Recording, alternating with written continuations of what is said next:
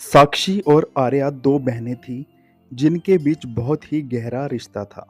साक्षी बड़ी और आत्मविश्वासी थी, जबकि आर्या छोटी थी और अक्सर डरती रहती थी।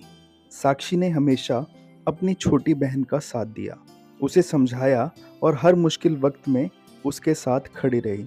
आर्या को समाज के डर और विपरीत परिस्थितियों का सामना करने का डर था, लेकिन साक्षी उसे हमेशा आत्मरक्षा की अहमियत समझाती रहती थी।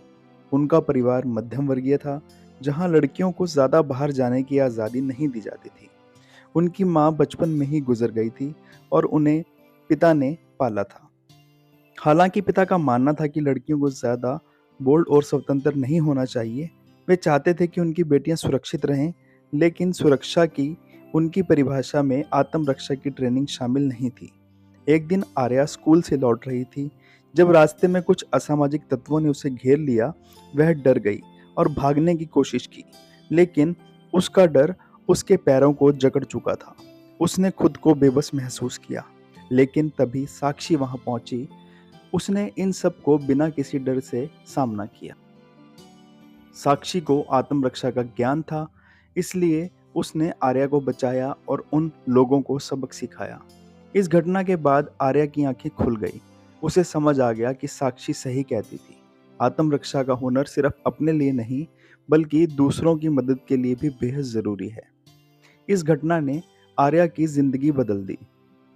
उसने ठान लिया कि वह खुद को कमज़ोर महसूस नहीं होने देगी और आत्मरक्षा के गुर सीखना शुरू कर दिए।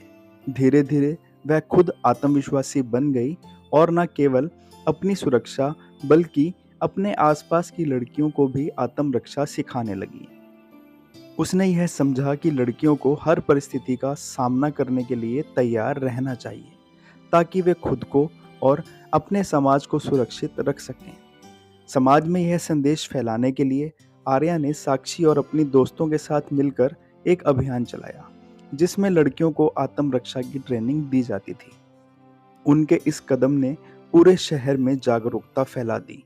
यह कहानी समाज को यह सिखाती है कि लड़कियों को आत्मनिर्भर और साहसी होना चाहिए।